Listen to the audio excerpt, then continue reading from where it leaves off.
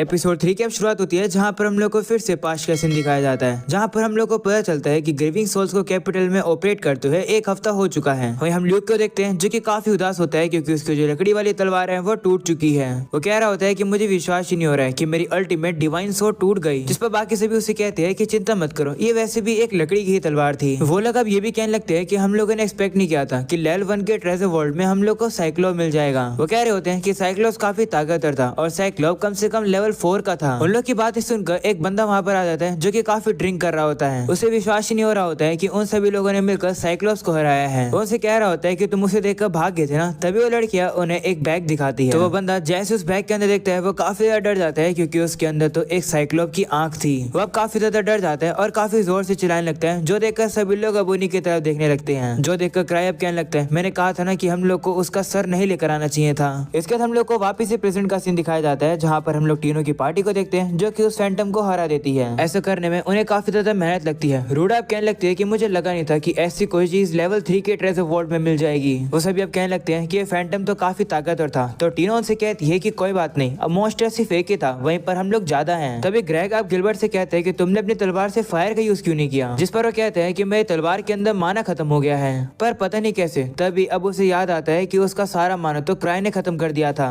Gilbert अब कहते हैं कि उसके बाद से मैंने अपनी तलवार को चार्ज ही नहीं करा। जो सुनकर रूडा भी डर जाती है और कहती है कि इसका मतलब हम लोग को रिट्रीट कर लेना चाहिए। जिस पर ग्रेग भी कहते हैं हाँ, ये कंडीशन देखकर मुझे तो लगता है कि जिन लोग को हम लोग रेस्क्यू करने आए हैं वो मारे जा चुके हैं, तो वापस चलते हैं। जिस पर टीनो कहती है नहीं, अभी तक हम लोगों ने वॉल्ट के अंदर एंट्री नहीं करी है, इसलिए हम श्योर नहीं है। जो सुनकर ग्रेग कहता है कि लेकिन सबसे इम्पोर्टेंट चीज तो ये है कि हम लोग जिंदा बचे है ना। अगर हम लोग को फिर से ऐसा एक पावरफुल फैंटम मिल गया तो हम लोग बचेंगे नहीं। तो टीनो अब उसे कहती है कि लगता है कि तुम अभी भी कंफ्यूज हो, हम लोग यहाँ पर मरे हुए लोगों को कलेक्ट करने के लिए नहीं आए हैं, वो लोग अभी भी जिंदा है, इसलिए हम लोग लेवल 8 की एक स्ट्रेटेजी को आजमाने वाले हैं। मुझे लगता है कि यही मास्टर चाहते हैं और साथ में गिलबर्ट के जो तलवार का माना जो खत्म किया है उन्होंने, शायद से वो उनके प्लान का ही एक पार्ट है। उन्होंने ये जानबूझ कर किया होगा जिससे कि हम लोग रैलिस के ऊपर ज्यादा निर्भर ना हो। अगले सी में वो लोग अब उसे डैन के पास पहुंच जाते हैं जहाँ पर वो लोग देखते हैं कि उन फैंटम्स के पास तो बो और गन्स होती हैं। जो देखकर टीनो कहती है कि वो तो सिल्वर मून वुल्फ मॉन्स्टर्स हैं और क्योंकि ये लोग इतने बड़े हैं ये डैन के अंदर इतना इजीली मूव नहीं कर पाएंगे। जो सुनकर गिलबर्ट कहता है कि इसका मतलब अंदर जाकर इनसे लड़ना इजी रहेगा। ऐसी बात है तो मैं अंदर जाकर इनकी बो और गन्स को हटाता हूँ जिससे बाकियों से लड़ना भी इजी हो जाएगा। वो अब जाने वाला होता है पर तभी टीनो उसे रोक देती है और कहती है कि क्या तुम बेवकूफ हो। इस पर गिलबर्ट कहते हैं नहीं, बिना माना के भी मेरी तलवार काफी ज्यादा ताकतवर है। तो टीनो से कहती है कि जल्दबाजी मत करो, एक लीडर होने के तौर पर मेरी ड्यूटी है तुम सभी लोगों को जिंदा छोड़ना। इस समय पर मास्टर मुझ पर भरोसा कर रहे हैं और ये देखना चाहते हैं कि मैं लीडर बनने के काबिल हूँ या नहीं, इसलिए मैं अपनी टीम के सभी मेंबर्स को सेफली वापस लेकर जाऊंगी। मैं और रूडा थोड़े से फास्ट है इसलिए हम लोग दुश्मनों का ध्यान अपने ऊपर भटकाएंगे और फिर तुम दोनों जाकर उन मॉन्स्टर्स के पीछे से जाकर उनके ऊपर हमला करके उन्हें खत्म कर देना। अगर हम उनके करीब चले जाएंगे तो उनके जो रेंज वेपन है वो हमारा कुछ नहीं बिगाड़ पाएंगे। अगर चीजें खतरनाक हो भी जाएगी तो हम किसी को भी सेक्रीफाइस नहीं होने देंगे।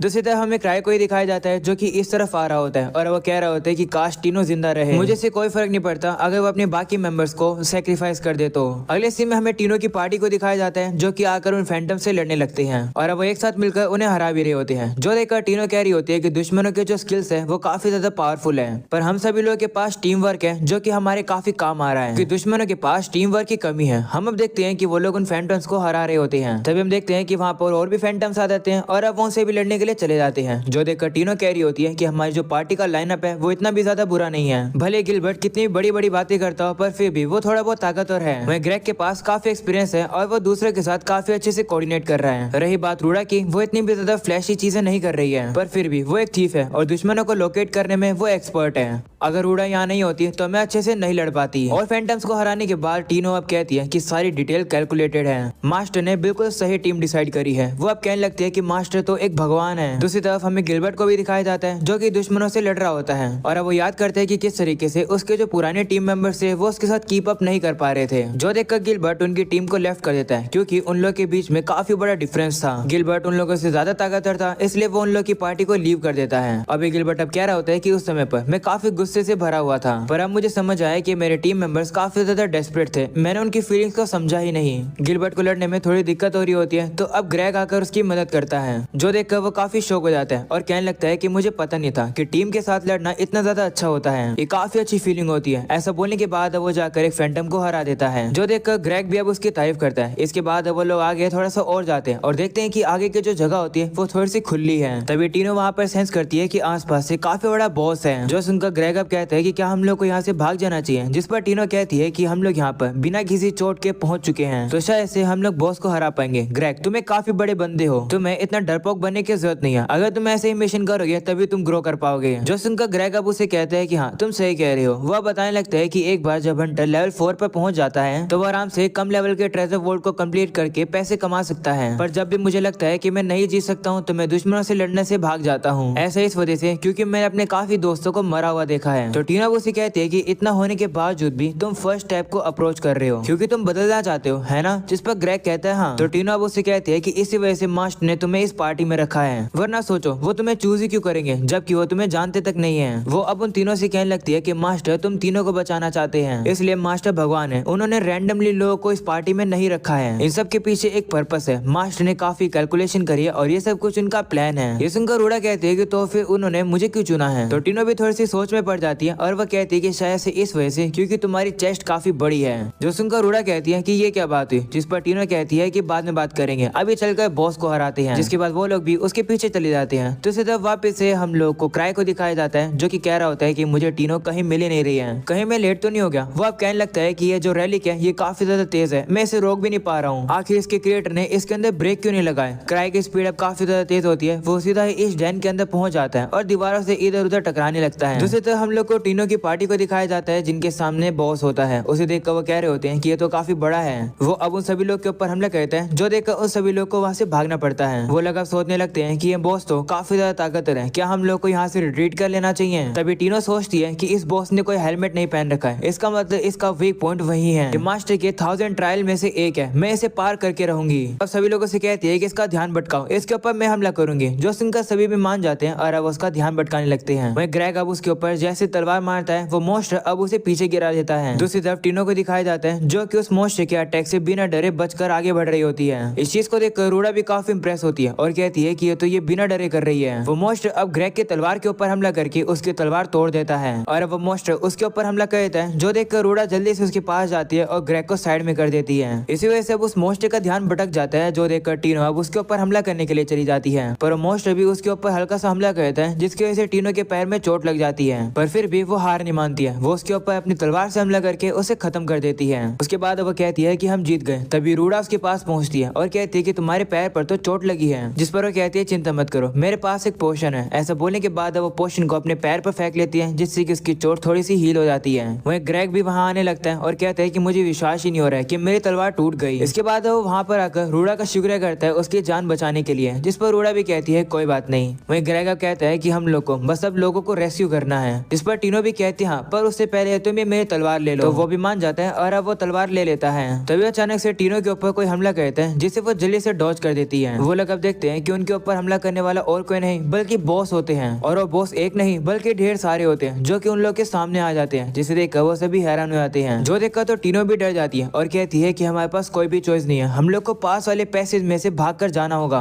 हम उसे छोटे से गैप में ही लड़ेंगे, जिससे कि ये लोग अच्छे से नहीं लड़ पाएंगे। वो लोग अब जिस रास्ते से जाने वाले होते हैं, तभी एक बॉस उस रास्ते के सामने आकर उनका रास्ता ब्लॉक कर देता है, जो देखकर टीनो डर जाती है। तभी ग्रेग और गिलबर्ट उनसे कहते हैं कि हम लोग चारे के तौर पर काम करेंगे, तुम दोनों कैसे भी करके भाग जाओ, इससे हम सभी लोग नहीं मरेंगे, कम से कम 2 तो बच जाएंगे। हमारी चिंता मत करो, अब हमारी बारी है थोड़ा सा फ्लेक्स करने की। ये सुनकर टीनो अब सोचने लगती है, मास्टर क्या हम लोग को यही करना चाहिए? तभी उसे याद आता है कि उसके पास क्राई की अंगूठी है, जिसे वो यूज कर सकती है। इसलिए वो अपने सभी साथियों से कहती है कि मैं किसी को भी सेक्रीफाइस नहीं करूंगी, तुम इनका ध्यान भटकाओ, मुझे बस बैकअप देना, मैं इन्हें संभाल लूंगी। तो सभी लोग भी मान जाते हैं और अब वो लोग भी जाकर उन बॉसेस से लड़ने लगते हैं। रूडा अब एक मोस्टर की आंखों के ऊपर हमला करके उसकी आंखें बंद करवा देती है। वहीं टीनो अब याद करने लगती है कि किस तरीके से उसने अपने मास्टर की अंगूठी को यूज किया था एक टारगेट को खत्म करने के लिए। वो सब कुछ ट्रेनिंग में कर रही होती है। उसकी ट्रेनिंग देखकर क्राई भी उसकी तारीफ करता है और कहता है कि तुमने काफी अच्छा किया। सीना वापस से प्रेजेंट का आता है, जहाँ पर टीनो अब उसे अंगूठी का यूज करके एक बॉस की आंखों में काफी ज्यादा दर्द कर देती है, जिससे कि अब वो देख ही नहीं पा रहा होता है और अब उसके हाथ से उसकी तलवार भी गिर जाती है। ये देखकर गिलबर्ट सोचने सोचता है कि इसके ऊपर अभी हमला करना चाहिए। ऐसा बोलने के बाद वो उसके ऊपर हमला करने के लिए जा ही रहा होता है, पर टीनो उसे रोकने की कोशिश करती है, पर तभी काफी लेट हो जाता है। वो मॉन्स्टर उसके ऊपर हमला कर देता है, जिसकी वजह से वो जाकर सीधा दीवार पर भिड़ता है और अब उसे काफी चोट लग जाती है। टीनो भी अब उसके पास पहुंच जाती है, जिसे देखकर गिलबर्ट कहता है कि माफ कर दो, जिस पर टीनो से कहती है कोई बात नहीं, तुमने कोई भी गलती नहीं करी है, मेरे डायरेक्शन ही गलत थे। तभी हम देखते हैं कि वो सारे बॉसेस अब उन लोग के पास पहुंच जाते हैं, जो देखकर टीनो और गिलबर्ट को लगने लगता है कि वो लोग तो अब मारे जाएंगे। वो मॉन्स्टर अब उनके ऊपर हमला करने वाले होते हैं, पर तभी अचानक से उनसे कोई चीज आकर टकरा जाती है, जिसकी वजह से मॉन्स्टर अब साइड में गिर जाते हैं। हमें पता चलता है कि वो चीज और कोई नहीं बल्कि क्राई होता है, जो कि टीनो से कहता है कि मैंने तुम्हें ढूंढ लिया। टीनो भी उसे देखकर काफी खुश हो जाती है। तभी वो सभी लोग अब देखते हैं कि वो जितने बॉसेस होते हैं वो अब क्राई से डर रहे हैं, वो अब थोड़ा सा पीछे हट जाते हैं। तभी क्राई भी अब एक मॉन्स्टर की तरफ देखकर कहता है कि आखिर ये बड़ी सी चीज क्या है। तभी वो मॉन्स्टर उसके ऊपर हमला करता है, पर क्राई को कुछ भी नहीं होता है, बल्कि क्राई का एक रेलिक टूट जाता है, जो देखकर अब वो मॉन्स्टर काफी डर जाता है, क्योंकि क्राई तो बिल्कुल ठीक खड़ा है। क्राई अब उसे चिढ़ाता है और कहता है कि तुम्हारे लिए बहुत बुरा है, क्योंकि मेरे पास 17 जिंदगी है। ऐसा बोलने के बाद वो अपनी रेलिक की पावर यूज करता है, जिससे कि अब काफी ज्यादा तेज रोशनी निकलती है और अब वो हमला जाकर सीधा उसी मॉन्स्टर के लग जाता है। ये पावर देखकर ग्रेग और बाकी सभी लोग शॉक हो जाते हैं और कहते हैं तो ये है लेवल 8 की ताकत। वही क्राई मन में सोच रहा होता है कि मैं इतना ज्यादा शो ऑफ तो नहीं करना चाहता हूँ, पर आखिर ये डरावनी सी चीजें हैं क्या? ये तो एक लेवल 3 का वोल्ट है ना, तो इतने पावरफुल मॉन्स्टर यहाँ क्या कर रहे हैं? रोशनी हटने के बाद हम अब देखते हैं कि वो मॉन्स्टर तो पूरी तरह से ठीक है, जो देखकर सभी लोग शॉक हो जाते हैं और कहते हैं कि इस मॉन्स्टर को कुछ भी क्यों नहीं हुआ। ये सुनकर क्राई मन में कहता है कि ऐसा इसलिए क्योंकि जिस रैली का मैंने यूज किया वो इतना ज्यादा पावरफुल नहीं है, बस वो ऐसे ही फ्लैशी है। ये देखने के बाद सभी मॉन्स्टर अब उसे घेर लेते हैं। तभी क्राई की नजर उन सभी मॉन्स्टर्स के वेपन पर जाती है और वो कहने लगता है कि आखिर इन सभी के पास बो और गन क्यों है? अच्छा हुआ कि मैं अपने साथ 17 सेफ्टी रिंग्स को ले आया हूँ। वो अब कहने लगता है कि मुझे इस रेस्क्यू मिशन की कोई भी परवाह नहीं है, मैं बस घर जाना चाहता हूँ। तभी हम देखते हैं कि वो मॉन्स्टर अब उसके ऊपर हमला करने वाले होते हैं, जो देखकर क्राई कहता है कि मेरे पास कोई भी चॉइस नहीं है। ऐसा बोलने के बाद वो अपने गले में लगे हुए रेलिक को निकाल लेता है और कहता है कि मैं इसे यूज करूंगा। उसे निकालने के बाद अब वो उसे पी लेता है और अब वो उस खाली कैन को आसमान में उछाल देता है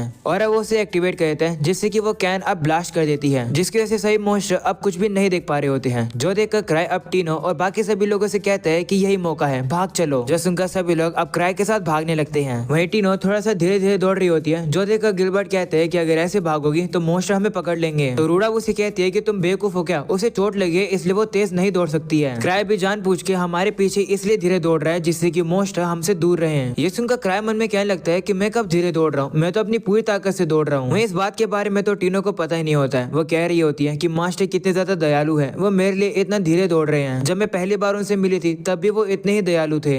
इसके बाद हम लोग को पास का सीन दिखाया जाता है, जहाँ पर कुछ लोग अब टीनो को परेशान कर रहे होते हैं और वो उसे छेड़ रहे होते हैं, जो देखकर टीनो काफी ज्यादा डर जाती है और अब वो मदद मांग रही होती है। तभी वहाँ पर ग्रीविंग सोल्स आ जाते हैं और अब वो दोनों लड़के उनके रास्ते के बीच में होते हैं। वो उन्हें हटने के लिए कहते हैं, पर वो लोग हटते ही नहीं है, जो देखकर ग्रीविंग सोल्स को गुस्सा आता है और अब वो उनको मार के साइड में गिरा देते हैं। वहीं टीनो को लगता है कि ग्रीविंग सोल्स ने तो उसकी जान बचाई है। उसके सामने क्राई होता है और अब वो उसे पूछती है कि तुम्हारा नाम क्या है, जिस पर वो लोग कहते हैं कि हम सभी लोग इतना स्पेशल नहीं है। वहीं अब टीनो कह रही होती है कि उसी के बाद से मैंने डिसाइड कर लिया था कि मैं ग्रीविंग सोल्स को ज्वाइन करूंगी, क्योंकि मास्टर एक भगवान है। सीन वापस से प्रेजेंट का आता है, जहाँ पर अब वो मॉन्स्टर से दूर भागकर आ चुके हैं। सभी लोग अब क्राई का शुक्र करते हैं उनकी जान बचाने के लिए। वहीं अब रूडा अब आकर क्राई को बताती है कि टीनो ने काफी अच्छा किया, अगर वो हमारे साथ नहीं होती तो हम मारे जाते। जिस पर क्राई कहता है कि हाँ मुझे पता है। क्राई अब टीनो से माफी मांगता है और कहता है कि मुझे पता है कि तुमने काफी अच्छा किया। ये सुनकर टीनो काफी ज्यादा खुश हो जाती है कि क्राई ने उसकी तारीफ करी। टीनो अब क्राई को अपना पैर दिखाने लगती है और कहती है कि मुझे दर्द हो रहा है। ये सुनकर क्राई अब एक रैली को बाहर निकालता है और अब वो उसका यूज करके उसकी पैर की चोट को ठीक कर देता है। जैसे वो चोट ठीक हो जाती है, टीनो भी काफी खुश हो जाती है और कहती है कि अब मुझे बिल्कुल भी दर्द नहीं हो रहा है। वहीं ये देखकर गिलबर्ट अब कह रहा होता है कि क्राई तो रेलिक का यूज कर रहा है हीलिंग करने के लिए। जो सुनकर क्राई अपने मन में कहता है कि तुम्हें कोई दिक्कत है क्या? लगता है कि तुम्हें नहीं पता है कि मुझे हर एक चीज करने के लिए रेलिक की जरूरत पड़ती है। ग्रेग अब क्राई से कहता है कि क्या तुमने उन बॉसेस को हरा दिया? जिस पर क्राई कहता है नहीं, अभी हमें ये सोचने की जरूरत नहीं है, हमें यहाँ से बाहर निकलना चाहिए। तो वो सभी लोग भी अब मान जाते हैं और अब वो सभी लोग अब बाहर जाने लगते हैं, जहाँ पर क्राई उन लोगों को लीड कर रहा होता है और सभी लोग भी अब उसके पीछे चल रहे होते हैं। वही क्राई मन में कह रहा होता है कि आखिर मैं क्या करूँ, मुझे पता ही नहीं है कि आखिर हम लोग कहाँ पर हैं और आखिर बाहर जाने का रास्ता कहाँ पर है, मैं अब क्या करूँ। क्राई अब काफी डर जाता है और कहता है कि मुझे उल्टी आ रही है, जिसके बाद हम लोग को पता चलता है कि क्राई तो भूल ही गया उन लोगों को रेस्क्यू करना जिन्हें वो रेस्क्यू करने आए थे। तभी नरेटर कहता है कि क्या क्राई उन लोगों को बचा पाएगा, जानने के लिए हम लोग को नेक्स्ट एपिसोड देखना होगा।